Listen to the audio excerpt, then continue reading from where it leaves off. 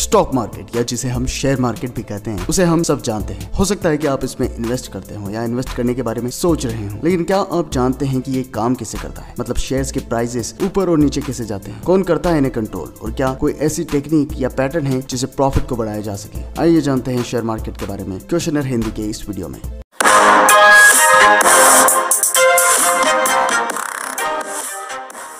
सन 1600 के एरा में Dutch east India company ने पूरी दुनिया में ट्रेड करना चालू किया, जिनमें सोना, कपड़े, मसाले आदि शामिल थे। पर इतने बड़े बड़े शिप्स को एक देश से पूरे समुद्र को पार करके दूसरे देशों तक पहुंचाना आसान नहीं था। एक जहाज को जब पोर्ट से निकाला जाता था तब उसके वापस आने के काफी कम चांसेस रहते थे। पायरेट्स, साइक्लोन्स और नेविगेशन लॉस ऐसे कई कारण थे शिप से ट्रेड करना इतना कठिन बन गया। इसके अलावा इससे इन कंपनियों को भी बहुत नुकसान होने लगा। इसलिए डच ईस्ट इंडिया कंपनी ने एक प्लान निकाला और आम जनता से पैसे लेना चालू किया। जो लोग एक शिप पर अपना पैसा लगाते थे, उन्हें शिप के वापस लौटने पर उसके प्रॉफिट का एक शेयर दिया जाता था। इसी कारण से कंपनीज को बहुत फायदा होने लगा, क्योंकि अब वे ज्यादा से ज्यादा शिप्स को दुनिया के हर कोने तक भेज सकते थे। और इससे न सिर्फ कंपनी को बल्कि उनके इन्वेस्टर्स को भी बहुत फायदा पहुंचा। और इसी तरह से पूरे यूरोप में जगह जगह पर कंपनीज के शेयर्स को बेच करके डच ईस्ट इंडिया कंपनी ने पहली बार अनजाने में शेयर मार्केट को खोज लिया। और उसी समय से कंपनीज पैसे कलेक्ट करती आ रही है, जिससे कई नए बिजनेसेस को ग्रो किया जा सके। पर ऑब्वियसली अब शेयर मार्केट कहीं ज्यादा कॉम्प्लेक्स और मॉडर्न हो चुका है। तो आखिर कैसे मॉडर्न कंपनीज मार्केट का प्रयोग करती है पैसा जनरेट करने के लिए? चलिए मान लेते हैं कि कोई कंपनी किसी प्रकार का प्रोडक्ट बेच रही है। सबसे पहले तो वो कंपनी अपना प्रचार इन्वेस्टर्स के बीच में करेगी, जिससे उस कंपनी को अपने पहले इन्वेस्टर्स मिल सके और वो उस कंपनी के आईपीओ, जिन्हें हम इनिशियल पब्लिक ऑफरिंग कहते हैं, उन्हें स्पॉन्सर कर सके। और इस तरह से वह कंपनी पब्लिक को शेयर बेचने के लिए तैयार हो जाती है। जिस किसी को लगता है कि कोई पार्टिकुलर कंपनी आगे जाकर के बढ़ सकती है और एक अच्छी ग्रोथ दिखा सकती है, वो उसमें अपना एक शेयर या स्टॉक खरीदता है, जिससे वो इनडायरेक्टली उस कंपनी की ओनरशिप प्राप्त कर लेता है। और इसीलिए अब कंपनी में प्रॉफिट और लॉस दोनों में ही उसका बराबर भाग होगा। और इस तरह से जितने ज्यादा बायर होंगे उतने ही शेयर्स के प्राइसेस बढ़ेंगे और इससे एक्सिस्टिंग शेयर ओनर्स का प्रॉफिट बढ़ेगा।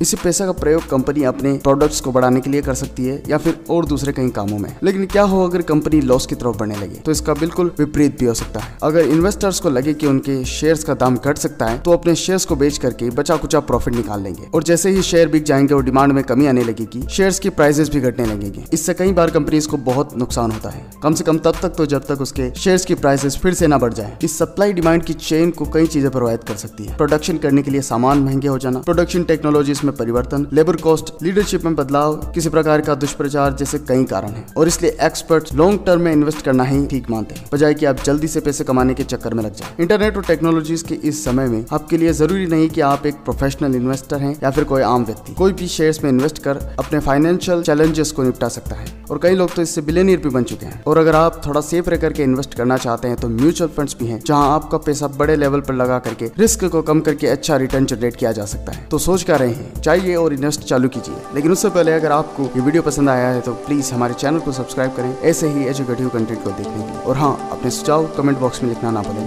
Thank you.